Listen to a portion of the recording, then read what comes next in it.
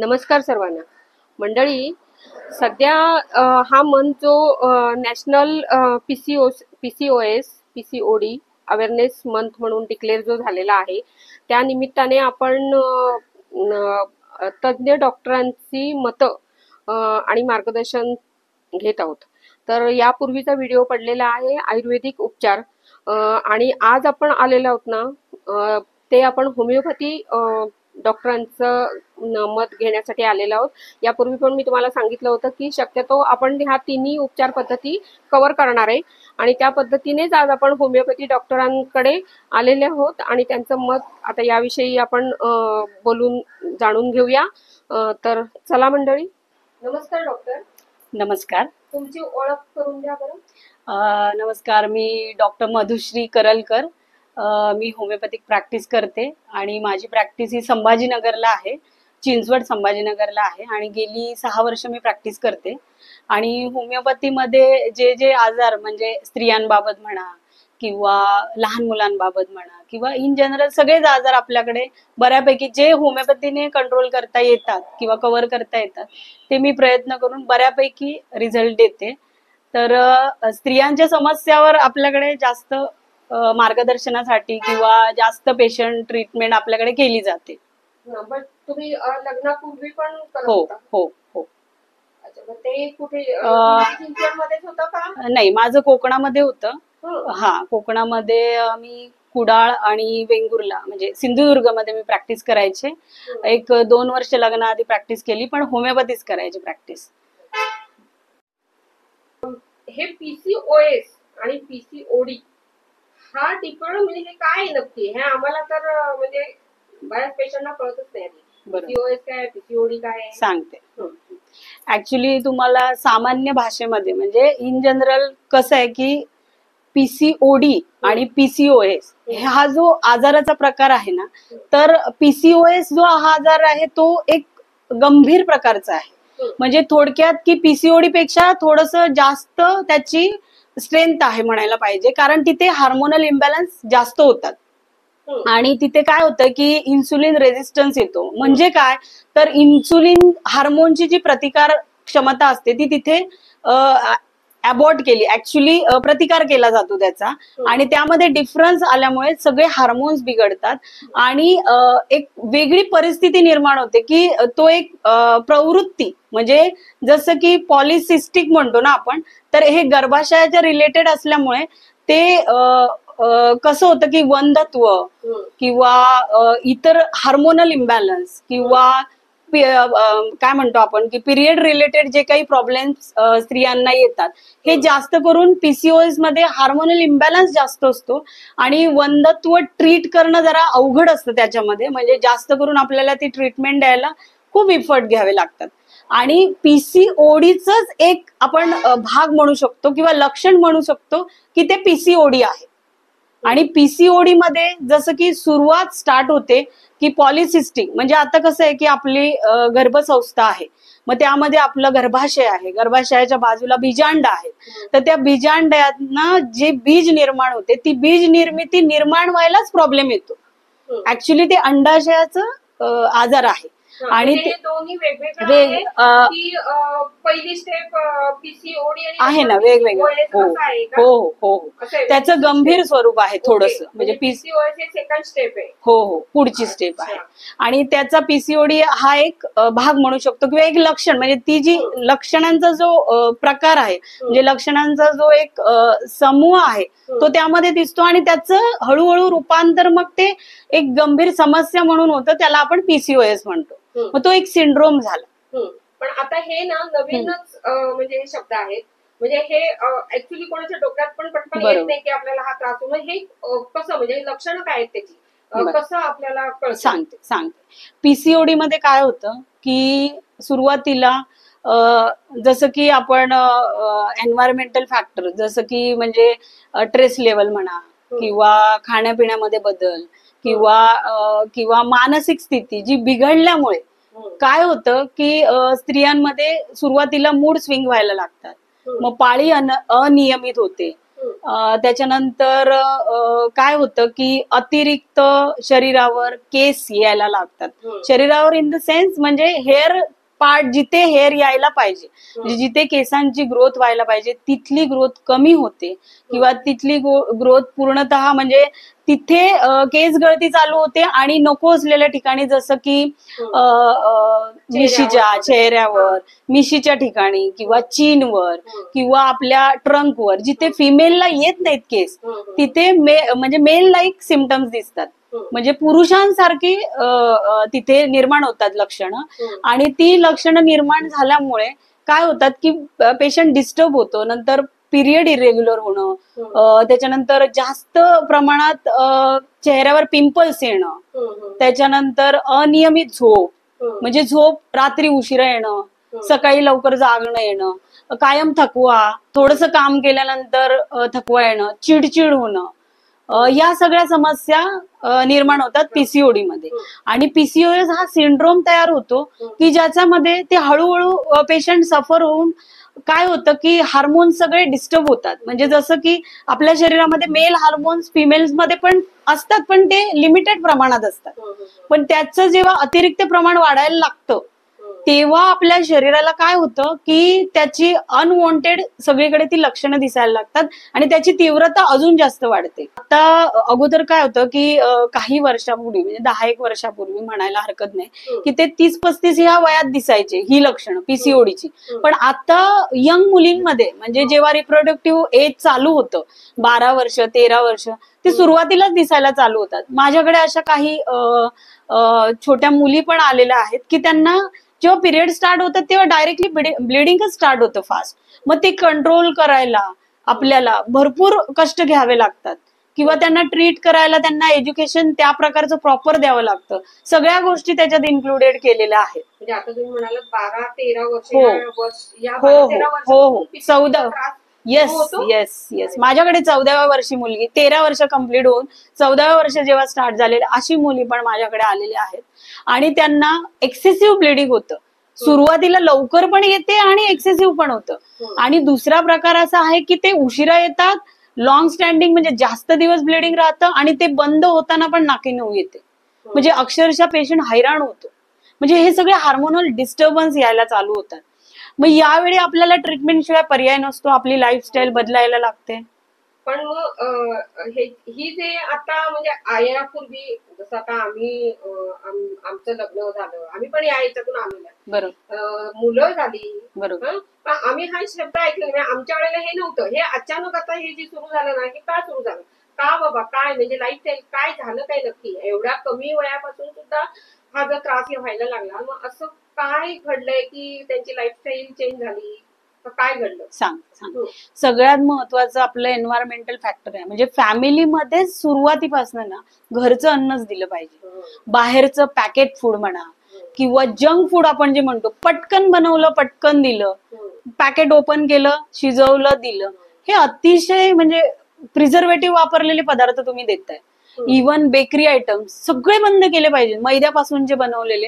हे फक्त सणासुदीलाच जेव्हा गरज असते तेव्हा आपल्या ऋतुमानाप्रमाणे आपल्या पूर्वजांनी जसं सांगितलंय त्याप्रमाणे त्या त्या सणांना तेवढंच वापर करायचा. ते सण जे आहेत किंवा जे काही महत्वाचे दिवस असतात त्यावेळी ते त्याच वेळी खायचं. आजकाल काय होते की रोजच मुलं खातायत किंवा रोज, त्याच्यामुळे लाईफस्टाईल चेंजेस होते. लवकर मुलं झोपत नाही. झोपण्याचं कसं आहे, झोप कव्हर होणं फक्त गरजेचं नाहीये की ते योग्य वेळेत झोपले पाहिजे. उलट आता तुम्ही पूर्वजांचं म्हणालात ना, ते पूर्वजांचं मानायलाच पाहिजे, कारण पूर्वजांना ही 3 विचार वाईट हे होतं ना, विष ती माहित होती, वापरलीच जात नव्हती. मैदा वापरला जात नव्हता, मीठ ते मोठं जाडं मीठ वापरलं जायचं आणि साखरेऐवजी गुळ वापरला जायचा, हे होतं. पण आता सगळंच बदललंय, म्हणजे ऍक्च्युली ह्याने. आणि त्यांचं जे मोबाईलचा वापर म्हणा किंवा बैठका पण आम्हाला ऐकायला मिळालं की आजकाल गाईच्या दुधाने पण प्रॉब्लेम व्हायला लागलेत. हा, ते कसं होतंय की तुम्ही कोणत्या प्रकारचं दूध वापरताय त्याच्यावर पण डिपेंड्स आहे. कारण कसं होतंय की आजकाल सगळीकडेच भेसळ आपल्याला दिसून येते. गाईचं दूध खरं म्हणजे चांगलं, आणि आपण A2 गाईचं, म्हणजे जसं की आपल्या देशी गायी आहेत त्याचं मिल्क आपण दिलं तर काही प्रॉब्लेम येत नाही. किंवा गाईचं तूप याचा वापर अन्नामध्ये करावा. आणि जेवढं तुम्हाला काही खायला नाही मिळालं तरी साधं घरातलं वरण भात किंवा फळं खा. म्हणजे तुम्हाला खायला अगदीच बाहेर प्रॉब्लेम येतोय, आता माझ्याकडे पर्याय नाहीये, तर आपल्याला बाहेरच खायला लागतंय, तर तुम्ही थोडं फळं खा ना तिथे, पण बाहेरच्या पदार्थ शक्य तेवढं टाळा. आणि वेळेत झोप, वेळेत जेवण आणि वेळेत एक्सरसाइज हे केलीच पाहिजे. आजच्या पिढीची ती गरजच आहे. आणि तुम्ही कसं होतंय की आजकालच्या मुलींना ते वाकून काही कामं करत नाहीत किंवा बैठी कामं करायला खालीच बसत नाहीत, चेअरवरच बसून कामं असतात. तर मुलींना खाली बसायचं, उठायचं, ओटी पोटाचा जो व्यायाम होईल, सांगायचं महत्व, जिथे आपले फिमेल ऑर्गन्स आहेत त्याच्यावर थोडं ॲक्युप्रेशर सारखं प्रेशर आलं पाहिजे तिथे, आणि त्याचे ऍक्टिव्हेशन झालं पाहिजे. यासाठी तसे व्यायाम केले पाहिजेत. आजकाल मुलींना बसूनच किंवा चेअरवर बसून जेवणं, त्यावेळी आपण मांडी घालून बसून खाली बसून जेवायचं, तर ती पद्धत आता वरती बसून जेवतोय, कधी कधी स्टँडिंग जेवतो आपण. तर कसं होतंय की अन्नाचे पण खाण्याचे काही काय म्हणतात ते आपण संस्कार आहेत ते केलेच पाहिजेत.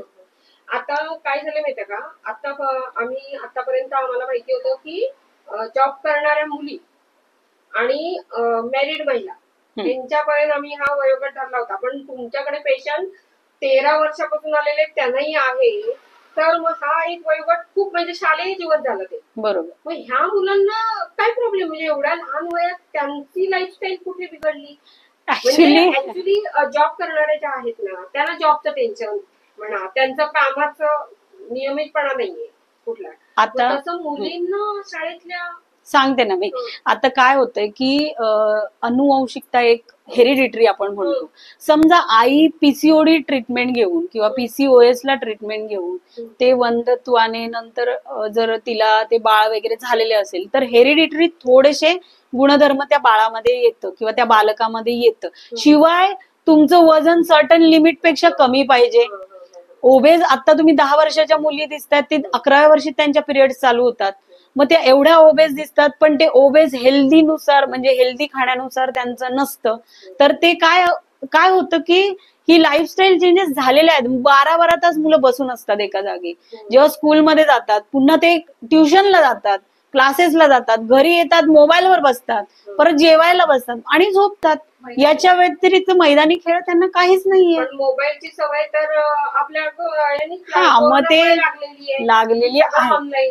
ते गरजेपुरतं झालं. आपण गरज असते ना तेव्हा ते वापर केला ठीक आहे, पण आता ते सोडलं पाहिजे ना कुठेतरी ती सवय. लक्ष पाहिजे. येस. की प्रमाणाच्या बाहेर त्यांच्या हातात मोबाईल येता कामा नये. महत्वाचे संस्कारच आहेत की ते तुम्ही दिलेच पाहिजेत व्यवस्थित. आणि काय चांगलं आहे आपल्या मुलांसाठी हे त्यांना वेळोवेळी समजून सांगितलंच पाहिजे. उदाहरणं देऊन सांगा किंवा वेगळ्या वेने सांगा, कारण तुम्ही पहिले पालक, तुम्ही महत्वाचे त्यांचे शिक्षक आहात. हा. आणि कसं होतं की आता आई वडील दोघेही वर्किंग असतात, मग मुलं घरी एकटे असतात, मग अशा वेळी ते काही खातात ना भूक लागल्यावर. त्यांना ठेवलेलं असतं खाऊचा डब्बा. अरे तुम्ही खाऊचा डब्बा जो खाताय, आता कितीतरी माझ्याकडे वर्किंग वुमन्स येतात, त्यांनी पण असं म्हणजे जे खायला नको ते पदार्थ ठेवलेले असतात, मग ते ओबेसिटी वाढणारच ना.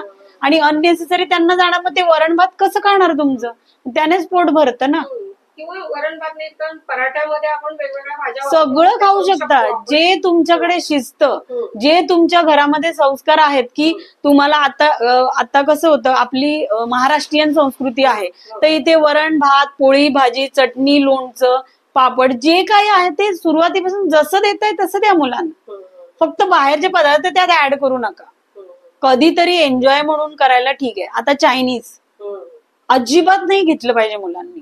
हा प्रॉब्लेम जर सुरू झाला ना तर नॅचरली फॅमिलीला टेन्शन येतं. येस. पण मग होमिओपॅथीमध्ये अशी उपचार पद्धती आहेत डेफिनेटली, तसे उपचार आहेत का की 100% त्याच्यातून बाहेर पडणार?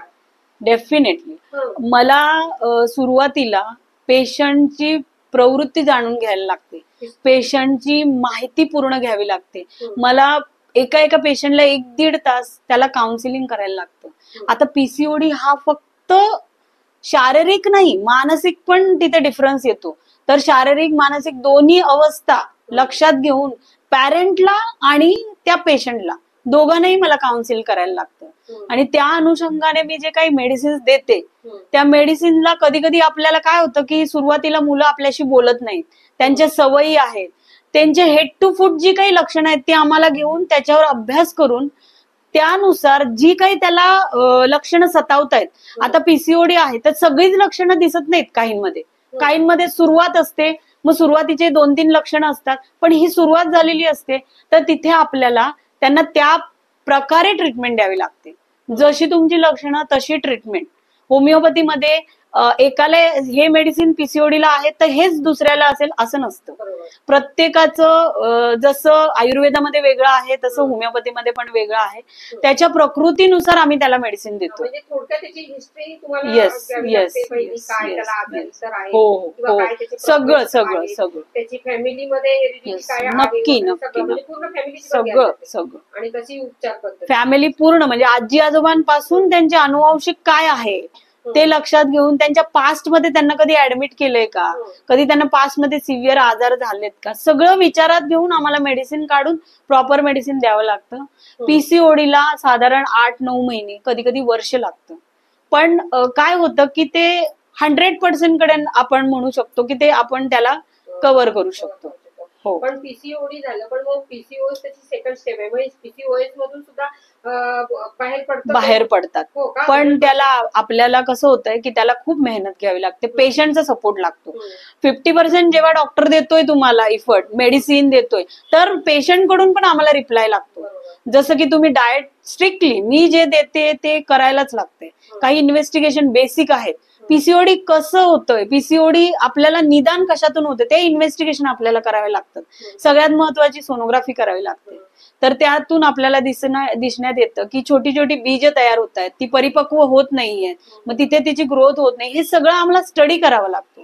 मग काही बेसिक ज्या काही इन्व्हेस्टिगेशन आहेत, ज्या तपासण्या आहेत, त्या केल्यानंतर त्यावर आपण मेडिसिन देतो आणि त्या मेडिसिनने हळूहळू सुधारणा व्हायला चालू होते.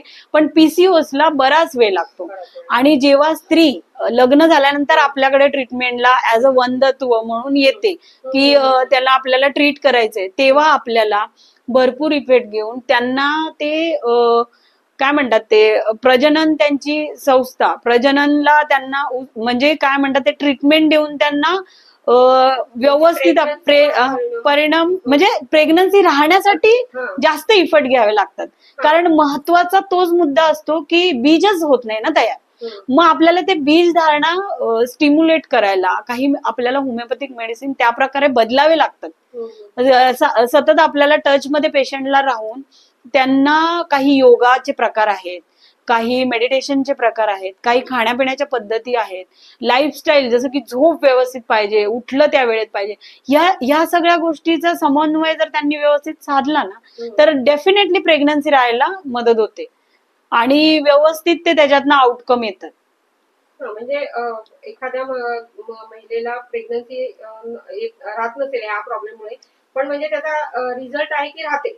हो हो 100% म्हणजे मानसिक, हो मानसिक आणि हे दोन्ही पथ्य म्हणजे डाएट बद्दल बोलणार होता का, तर ह्या ज्यांना हा प्रॉब्लेम झालाय तर त्यांच्यासाठी तुम्ही पथ्य काय सांगू शकाल? मग कसं म्हणजे त्यांच्या खाण्यामध्ये काय पाहिजे?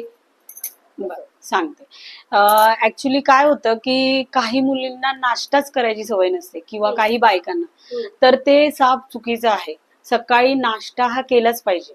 भले तुम्ही चहा घेऊ नका, कॉफी घेऊ नका, थोडंसं दूध घ्या किंवा जे काय असेल ते डायरेक्टली जेवण घ्या, पण त्या नाश्त्याच्या वेळेमध्ये तुम्ही खाल्लंच पाहिजे. कारण ओव्हरनाईट तुम्ही उपाशी राहत, म्हणजे ओव्हरनाईट पोट रिकामी असतं आणि तुम्ही नाश्ता करणार नाही तर ते चुकीचं आहे. तर नाश्ता प्रॉपर ज्या आपल्या पारंपरिक नाश्त्याच्या पद्धती आहेत त्या सगळ्या घेतल्या तरी काही प्रॉब्लेम येत नाही. जसं की शिरा, उपमा, त्याच्यानंतर पोहे आहेत, त्याच्यानंतर थालीपीठं आहेत किंवा वेगळे जे काही आपले नाश्ते जे आहेत जसं की इडली आहे, डोसा आहेत, वेगळ्या पद्धतीचे आहेत, ते तुम्ही घेतलं तरी चालेल. काही जणांना भाकरी खायची सवय असते, भाजी भाकरी खायची सवय असते, ते खाल्लं तरी चालतं. आणि विशेषतः मी एक डाएट जो प्लॅन देते पीसीओडी किंवा पीसीओएस लोकांना, त्यामध्ये मी महत्वाचं एक पीठ सांगते की त्यामध्ये असं नाहीये की पीसीओडीच लोकांनी वापर करावा, की सगळ्यांना ते हेल्दी आपल्या याच्यामध्ये जाईल, हेल्दी आपल्या आहारामध्ये जाईल. आणि कसं होतं की तो आहार जर आपण इन्क्लूड केला ना, तर इन जनरल लहान मुलांपासून वृद्धांपर्यंत सगळ्यांना त्याचा वापर होऊ शकतो त्या पिठाचा. कारण आजकाल कसं आहे, लाईफस्टाईल बदलली आहे, थोडं काय म्हणतात ते, फिजिकल ऍक्टिव्हिटीज कमी आहेत, त्यामुळे भूक कमी लागते. तेव्हा कमी पदार्थ म्हणजे कमी काय म्हणतात ते, कमी पदार्थांमध्ये जास्त हेल्दी काय आपल्याला मिळेल याचा विचार आपल्याला करायचा आहे. तर त्याच्यामध्ये सगळ्यात महत्वाचं आपल्याला अन्न जे आपण खातोय त्यामध्ये भाकरी, भात. तर आता भाकरीमध्ये मी काही प्रकार म्हणजे काही असं सांगते की भाकरीचं पीठ कसं बनवायचंय. तर 2 वाटी म्हणजे वाट्यांमध्ये प्रमाण सांगते, तुम्हाला जसं बनवायचं असेल तर तुम्ही तसं बनवू शकता. 2 वाटी जर ज्वारी घेतली आपण, तर त्यामध्ये 2 वाटी ज्वारी नंतर 1 वाटी बाजरी, 1 वाटी नाचणी, 1 वाटी गहू, 1 वाटी तांदूळ, कुठलाही कणी किंवा कुठलाही तुम्ही वापरू शकता. आणि जर तुम्हाला धुवायचं असेल तर ते सगळे काही कधी कधी केमिकल्स युक्त वाटले तुम्हाला, तर हे सगळं धुवून वाळवून घेतले तरी चालतील. त्यानंतर त्याच्यामध्ये लास्टला 1 चमचा मेथी वाळवून घेतलं तरी चालतं. काही लोक गहू कापडावर वाळवून ठेवायचं आणि उन्हात चालेल. थोडस गरम करण्याची गरज नाही किंवा भाजण्याची गरज नाही. त्याच्यानंतर 2 चमचे जिरं टाकायचं त्यामध्ये, 1 चमचा मेथी दाणे, 3 चमचे धणे, त्याच्यानंतर 1 वाटी ग्रीन मूग म्हणजे अख्खं मूग ते त्यामध्ये टाकायचं. हिरवे मूग. तुम्हाला ज्यांना चालतंय त्यांना चणा डाळ, ज्यांनी नाही चालत त्यांनी नाही चणा डाळ टाकली तरी चालते. आणि त्याच्यामध्ये जे काही कडधान्य जे लोक आपल्या अन्नामध्ये म्हणजे घेत नाहीत, तर काही लोक चवळी खात नाहीत, काही लोक मसूर खात नाहीत, तर ते पण तुम्ही थोड्या प्रमाणात त्यामध्ये टाकू शकता की ते आपल्या पोटामध्ये जाईल. ते हे पीठ तुम्ही दळून जेव्हा आणणार ना, तर ते पीठ काय करायचं, दळून आणल्यानंतर त्याची तुम्ही भाकरी बनवू शकता, त्याचा उपमा बनवू शकता, त्याचे लाडू बनवू शकता. त्याच्यानंतर त्याचं तुम्ही वेगवेगळ्या प्रकारचं तुम्हाला ढोकळा बनवायचा असेल, ढोकळा बनवू शकता. त्याचे विविध प्रकार तुम्ही बनवून ते नाश्त्याला देऊ शकता, ऍज अ जेवणाला भाकरी म्हणून ते वापरू शकता. ओके. आणि भाज्यांमध्ये सगळ्या भाज्या वापर करायचा, जसं की फळभाजी. धणे वगैरे जे मेथी धणे हे भाजायचे का तसंच? नाही, तसंच टाकलं तरी चालतं, थोडं गरम केलं तरी चालेल, काही प्रॉब्लेम नाही. पण अति भाजायचं नाही, काही गरज आवश्यकता नसते त्याची. त्याची भाकरी जरी खाल्ली तरी ते पूर्ण अन्न झालं, वेगळा भात घ्यायची गरज नाही. आणि जे लोक वर्किंग आहेत त्यांना सगळं मिळतंय त्याच्यातनं. त्याच्यानंतर आपण सॅलड वर येऊया. महत्वाचा घटक आहे पीसीओडी पीसीओएस वाल्यांसाठी सॅलड, जसं की खूपच महत्वाचं आहे की त्यामध्ये तुम्ही काकडी, टोमॅटो ज्यांना चालतो त्याने टोमॅटो, गाजर, बीट, कोथिंबीर या सगळ्यांचं चॉप करून ते सॅलड म्हणून सुरुवातीला घ्यायचं आहे. काही लोकांना डेफिशियन्सीज बऱ्याचशा निर्माण होतात, थकवा निर्माण होतो, अशांसाठी सूप सांगते की ते सूप म्हणजे आपलं शेवग्याच्या शेंगा, पालक आणि मोड आलेलं कुठलंही एखादं कडधान्य, ते काय करायचं, थोडस वाफवायचं, त्याचं पाणी आणि त्याची थोडीशी फोडणी देऊन, लसणीची फोडणी देऊन तुम्ही सूप बनवून मुलांना दिलं तरी चालेल, मोठ्यांनी घेतलं तरी चालेल. भाज्यांमध्ये सगळ्या भाज्यांचा वापर करा. सगळ्यात महत्वाचं मी तुम्हाला सांगते, मी कोकण मधली असल्यामुळे सगळ्यात महत्वाचं म्हणजे शेवग्याच्या पानांची भाजी खाल्ली पाहिजे. ती खूप महत्वाची आहे आणि खूप हेल्दी आहे. त्याच्यामध्ये कॅल्शियम भरपूर, म्हणजे त्याच्यात काय नाही असं नाहीच, सगळे गुणधर्म त्याच्यामध्ये आहेत. त्याचा तुम्ही जास्तीत जास्त वापर करा. आणि ती भाजी ऍज अ मेथीची भाजी जशी आपण बनवतो पालेभाजी, तशी तुम्ही बनवून खाल्ली तरी चालेल. फक्त कोकणामध्ये त्यामध्ये थोडंसं खोबरं वगैरे वापरलं जातं. तुमच्या ओला नारळाचं ते पानं इथे मिळताना कठीण आहे, झाड असेल स्वतःच तरच ते. पण जेवढं पॉसिबल होईल त्यांना सांगते, ज्यांना पॉसिबल आहे त्यांनी, किंवा आपल्या आत्ताही म्हणजे चिंचवड भागामध्ये काही एरियामध्ये पण दिसतात ती झाडं, तर अवेलेबल असतील तर नक्की त्याचा वापर करा. शेंगांचा पण वापर करा, काही लोक फुलांचा पण वापर करतात. कसं आहे तुम्हाला, कारण ते पोषक तत्व त्याच्यातनं तुम्हाला भरपूर प्रमाणात मिळणार. आणि त्याच्यानंतर तुम्ही भाज्या कुठल्या खाऊ नको असं म्हणणारच नाही, सगळं उसळींपासून सगळं खायचं. फक्त बटाटा लिमिटेड, वाटाणा लिमिटेड, फळभाज्या जास्तीत जास्त त्या मुलीला किंवा स्त्रियांना ज्यांना त्रास आहे त्यांना फळभाज्या जास्तीत जास्त द्यायच्या, सगळ्या भाज्या द्यायच्या, पण फळभाज्यांचा वापर जास्त करायचा. पालेभाज्या सकाळी जर दुपारी जर फळभाजी घेत असाल तर रात्री एखादी पालेभाजी, आठवड्यातनं 2 वेळा तरी पालेभाजीचा वापर केला पाहिजे.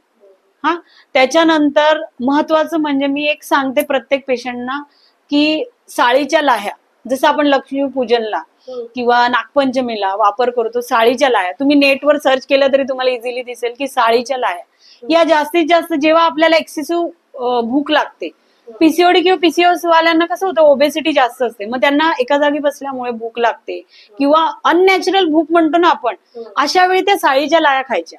थोडं तूप गरम करून त्यात जिराची फोडणी देऊन ते साळीच्या लाह्या जरी फिरवल्या आणि त्या तुम्ही पॉपकॉर्न सारखं खाल्ले तरी तुम्हाला त्याच्यातनं भरपूर पोषक तत्व मिळतात. आणि जास्तीत जास्त त्याचा वापर केला तरी चालतो. पॅकेट फूड बिलकुल वापरायचं नाही. आणि अजून एक की ड्रायफ्रूटचा वापर करा. ड्रायफ्रूटचं एक खूप सुंदर मी कॉम्बिनेशन तुम्हाला सांगते की रात्री झोपते वेळी काचेच्या एका ग्लासमध्ये किंवा बाउलमध्ये 2 बदाम, 4 काळे मनुका, 1 खारीक आणि 1 अंजीर किंवा अक्रोड यापैकी एक, हे सगळं स्वच्छ धुवून पिण्याचं पाणी घेऊन त्यात भिजवत ठेवायचं. आणि ते सकाळी उठल्यानंतर तुम्ही ते ड्रायफ्रूट किंवा पाणी तुम्हाला जमत असेल तर ते पाणी घेतलं तरी त्याच्यात पोषक तत्व असतात, कारण पिण्याचं पाणी आपण वापरणार. की काहींना वरण भात लागतो दुपारच्या वेळी, रात्रीच्या वेळी, तर अशा वेळी काय करायचं, वरणामध्ये तुरीचा अवॉइड करून मुगाच्या डाळीचा वापर करायचा. आणि आमटी ही रोज असेल तर खूपच चांगलं, कारण वरण भात किंवा आमटी भात हे आपल्या शरीराला एक चांगल्या प्रकारचं ऊर्जा देतं. त्यामुळे भाताचा वापर करायचा. फक्त पीसीओडी असलेल्यांनी कमीत कमी भाताचा वापर करायचा, म्हणजे अर्धी वाटी वगैरे घ्यायचा. पण आमटी वगैरे याचं तुम्ही एक्स्ट्रा पिऊ शकता किंवा त्याचा ऍज अ सूप म्हणून तुम्ही पिऊ शकता ते, किंवा त्यामध्ये तुम्ही वापर करताना जास्त करून मूग, मसूर आणि चवळी यांचा वापर जास्त करायचा. आणि आठवड्यातनं आलटून पलटून हे वापर करायचा. आणि बाकी मी सांगितलं तसं भाज्या वगैरे त्या तुम्ही सगळ्या खाऊ शकता. त्याच्यात पण तुम्ही आता म्हणाला की म्हणजे फळभाज्या आणि कंद भाज्या ज्या म्हणजे सुरण वगैरे हे खायचं नाही का? खायचं नाही असं नाही, पण त्याला लिमिट थोडं ठेवा की बटाटा वगैरे थोडं कमी करा. सुरण वगैरे चालतं, म्हणजे त्याला काही असं एवढं हे नाहीये प्रॉब्लेमॅटिक. सुरण आहे, भोपळा आहे, मला वाटतं भोपळा खाऊ शकता तुम्ही, भोपळ्याला काही प्रॉब्लेम नाही. लाल भोपळा, दुधी भोपळा, हो खाऊ शकता. पडवळ, भेंडी, दोडका, वांग पण वांग्याचे वेगवेगळे प्रकार न करता साधी भाजी, जसं आपण भाजी बनवतो तसं काप करून भाजी बनवली तरी चालेल, पण त्याचे वेगवेगळे जे सोपस्कार असतात त्याच्यामध्ये जास्त ऑइलिंगचं. आणि हा महत्वाचं म्हणजे ज्यांना पीसीओडी पीसीओएस आहे त्यांनी गोड पदार्थ शिताफीने टाळले पाहिजे. त्यांना एवढं म्हणजे हार्मोन एवढे डिस्टर्ब होतात की त्यांना असं क्रेविंग होतं की गोड खाल्लंच पाहिजे, आपल्याला जेवणानंतर गोड पाहिजे. असे बऱ्याच आपल्याकडे पेशंट्स येतात की ते म्हणतात की मला जेवल्यानंतर काहीतरी गोड पाहिजे. पण काय झालं की ते हळूहळू आपण त्याच्यावर पण कंट्रोल केलं पाहिजे. गोड टाळलंच पाहिजे. आणि गोड कसं होतं की कंट्रोल केल्यानंतर ओबेसिटीला पण आळा बसतो आणि हार्मोन पण जास्त डिस्टर्ब होत नाही. सर्टन लिमिटलाच गोड खाल्लं पाहिजे. आणि तळलेले पदार्थ अगदी 15 दिवसातनं एकदा, आणि ते सुद्धा शॅलो फ्राय असतील तर चालतील, डीप फ्राय मधलं अवॉइड करायचं. आणि आता आपण एक्सरसाइज कुठले सांगाल मग तुम्ही? एक्सरसाइज म्हणजे त्यांनी जिम म्हणजे योगा तर आहेच, पण मग योग असे पण मला ऐकायला मिळालेलं आहे की योगाच न करायला वेळ जातो ना, असं म्हणजे मग त्या निमित्ताने बाहेरच जायचं. मग बाहेर म्हणजे कुठे? तर जिम मध्ये. मग जिम मध्ये जाणं योग्य आहे का, जिम जॉईन करणं? अच्छा, माझ्या दृष्टीने म्हणजे विचाराल तुम्ही तर माझं असं म्हणणं आहे की जिम पेक्षाही बेनिफिशियल तुम्हाला योगा आणि प्राणायाम हे खूप जास्त लॉंग स्टँडिंग तुम्हाला त्याचे इफेक्ट देतील. जिमचं कसं आहे, जोपर्यंत तुम्ही करणार, तुम्ही जर लॉंग स्टँडिंग करत असाल, कायमस्वरूपी करत असाल, बिंदास जा, काही प्रॉब्लेम, पण रोजच केलं पाहिजे. त्याला तुम्ही थांबता कामा नये मात्र, कारण ते कंटिन्युटी तुमची राहिली पाहिजे. आणि सोडल्यावर म्हणजे कसं होतंय की आपल्या शरीराला परत स्थूलता येऊ शकते, परत प्रॉब्लेम्स येऊ शकतात. पण ते योगामध्ये कसं होतं, आपल्या बॉडीला फ्लेक्झिबिलिटी येते, जे आपले आजार आहेत ते दूर व्हायला खूप जास्त मदत होते. आणि महत्वाचं योगामध्ये सूर्यनमस्कार. ज्यांना पीसीओडी पीसीओएसचा त्रास आहे त्यांनी सूर्यनमस्कार घातलेच पाहिजे, म्हणजे त्याचा खूप चांगला फायदा होतो. फायदा होण्यासाठी कंटिन्यू 1 महिना 2 महिना 3 महिने केलं पाहिजे. लगेच केलं म्हणजे आपण म्हणतो की तूप खाल्लं की लगेच कसं रूप येणार, मग तसंच आहे ते. थोडे दिवस तुम्ही कंटिन्युटी ठेवली, चांगल्या गोष्टीला वेळच लागणार आहे. आणि त्यानंतर जेव्हा आपण त्यांना प्राणायाम घ्यायला सांगतो, मग सुरुवातीच्या वेळेला ओंकार म्हटले पाहिजे, ओमचं उच्चारण केलं पाहिजे, जेणेकरून ते नाभीपर्यंत जाऊन ओमचं उच्चारण केल्यानंतर आपले सगळे हार्मोन स्टिम्युलेट होतात. ऑक्सिजनेटेड ब्लड आपल्या फुफ्फुसामध्ये जाऊन शुद्धीकरण होतं शरीराचं. त्याचा खूप चांगला फायदा होतो तुमच्या शरीराला. त्यामुळे मी बेनिफिशियल, तुम्ही जर मला विचाराल तर मी योगा सजेस्ट करेन आणि प्राणायाम. पण आता कसं आहे माहितीये का, आता शाळेतल्या मुलींचा विषय आपला मगाशी आला की ह्या कमी वयामध्ये होते तर त्या मुली शाळेतले, पण शाळांमध्ये पण टीचर बऱ्यापैकी ही काळजी घेतात, म्हणजे असं जर म्हणजे या दृष्टीने घेतली जाते आणि त्याची लेक्चरही म्हणजे त्या मुलींना मार्गदर्शनही ठेवलं जातं. पण जॉब करणाऱ्या ज्या आहेत त्यांचं करिअर असतं, त्याच्यामुळे ते टेन्शन करिअरचं वेगळं आणि हा जर त्रास सुरू झाला तर ह्याचं वेगळं. त्यामुळे मग आणि त्यांच्याकडे वेळेचा खूप अभाव असतो, म्हणजे अक्षरशः त्यांच्या मीटिंग ऑनलाईन चालू असतात, म्हणजे ट्रॅव्हल मध्ये सुद्धा. तर मग त्यांना खुर्चीत बसून एक्सरसाइज काय करता येईल. थोडंसं ना घरातल्या लोकांनी जर सपोर्ट केला तर सकाळच्या वेळेला 15 मिनिटं तरी स्वतःसाठी काढली पाहिजे. कितीही वर्किंग असू दे, आपली हेल्थला प्रायोरिटी फर्स्ट द्यायची. तुम्ही तुमच्या शरीराला, तुम्हाला लंबी रेस का घोडा, म्हणजे तुम्हाला अगदी चांगलं आयुष्य, निरोगी आयुष्य जगायचं असेल तर सगळ्यात महत्व आपल्या शरीराला दिलं पाहिजे. त्याच्यानंतर बऱ्याच गोष्टी आहेत. सगळ्यात बेस्ट की तुमचं विश्वासू डॉक्टरकडे तुम्ही जा, चेकअप करा, त्यानंतरच औषध गोळ्या घ्या. आणि सगळ्यात महत्वाचा व्यायाम हा सकाळीच केला पाहिजे. तुम्ही कितीही वर्किंग असाल, कितीही धावपळीचे असाल, तर प्राणायाम आणि योगा एक अर्धा तास किंवा 15 मिनिटं, जे अगदीच ज्यांना गडबड असेल 15 मिनिटं, घरच्यांचा सपोर्ट त्यांना पाहिजे. घरच्यांच्या सपोर्टने ऑफिस म्हणा, आता ऑफिसमध्ये कसं होणार, नंतर काही करू शकत नाही, पण जे ऑफिसच्या जे सिनियर्स लोक आहेत त्यांनी एक लेडी म्हणून किंवा जी लेडी एका भरपूर ट्रेस मधनं जात असते, तर थोडस म्हणजे लेडी आहे म्हणून नाही की कसं होतंय की जेवढं प्रेशर कमी करता येईल तेवढं प्रेशर त्या लेडीने पण कमी घेतलं पाहिजे आणि देणाऱ्यांनी पण कमी ट्रेस दिलं पाहिजे. हा मुद्दा तर झालेलाच आहे, कारण जर गव्हर्नमेंटने हे डिक्लेअर केलेला आहे हा महिना, म्हणजे शासनाने ते आपल्या लेवलला पण घेतलेलं आहे. म्हणजे आम्ही असं, मी यापूर्वी पण अगोदरच्या व्हिडिओमध्ये बोलले की डिलेव्हरी झाल्यानंतर तिला सुट्टी देणं हा प्रकार नाहीये, पण तिच्या कमीत कमी त्या दिवसामध्ये तिला आराम भेटला, हा थोडस कुठेतरी तिला कामाचं लोड म्हणा किंवा कमी आलं पाहिजे. ऑफिसने पण म्हणजे असं करावं. नाही, आता करतात बऱ्यापैकी, बऱ्याच ऑफिसमध्ये केलं जात आहे आता. आणि सगळ्यात महत्वाचं एक सांगते, झोप पूर्ण पाहिजे. आणि ज्यांना पीसीओएस पीसीओडी आहे ना, ते लोकांना तुम्ही जर हिस्ट्री विचारली, माझ्याकडे आलेल्या 80% जे एका 10% किंवा हातावर मोजण्या एवढ्या 1-2च लवकर झोपत असतील, पण ज्यांना पीसीओडी आहे ना ते रात्री 1-1 वाजेपर्यंत जागरण करतात. म्हणजे 12-1 पर्यंत उगाच मोबाईलवर बसायचं, व्हिडिओ बघायचा. वर्किंग असलेल्या आणि मोबाईल तुम्ही वापरा, पण त्याचं सर्टन लिमिट ठेवा. ते as a habit, as a काय म्हणतात ते, एक सवय, ऍडिक्शन म्हणून तुम्ही त्याचं हे नका करू. झोप ही तुम्हाला त्या वेळेनुसारच लागली पाहिजे. तुम्ही उशिरा झोपून उशिरा उठताय त्याचा काही उपयोग नाही होणार. तुम्ही योग्य वेळेत झोपलं पाहिजे, योग्य वेळेत उठलं पाहिजे, योग्य वेळेत एक्सरसाइज आणि योग्य वेळेत खाणं पिणं हे सगळं ठेवलं आणि तुमच्या दृष्टीने तुम्ही प्रयत्न केला तर आमच्या दृष्टीने दोघांचाही समन्वय साधला तर 100% या आजाराला रिझल्ट मिळू शकतो, अगदी 100%. आणि मी असं म्हणेन की सप्टेंबर महिनाच नाही जो डिक्लेअर केलाय, तुम्ही म्हणताय ना की शासनाने डिक्लेअर केला, किंवा शासनासाठी पण मी सांगेन की हा महिना फक्त त्या महिन्यापुरतं अवेअरनेस नकोय, 12ही महिने अवेअरनेस पाहिजे.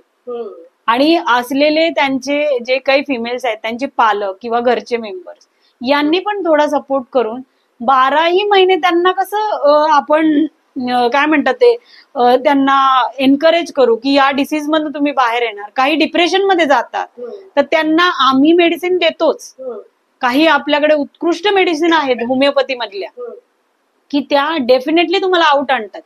फक्त त्यांना सर्टन टाइम लागतो, कारण जसा आजार जुना आहे तसा आउटकम यायला, बाहेर यायला पण तेवढाच वेळ लागतो. आणि हा वेळ हा म्हणजे माझं, पेशंटचा आणि त्याच्या फॅमिली मेंबर सगळ्यांचं मिळून टीम वर्क आहे. त्यावेळीच हा आजार पूर्ण बरा होतो. म्हणजे एकट्याचं काम नाही इथे.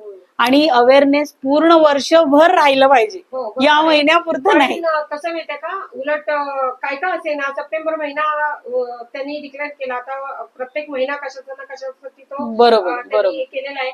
पण त्या निमित्ताने व्हिडिओ घेण्याची इच्छा झाली ना, पण त्यामुळे काय का होईना, पण आम्ही लगेच जागे झालो की नाही नाही नाही नाही, ह्या महिन्यात तो हा व्हिडिओ पडलेच पाहिजेत मग, आणि लोकांना जनजागृती जास्तीत जास्त झाली पाहिजे. खूप छान माहिती दिली डॉक्टर तुम्ही, खूपच सुंदर दिसतोय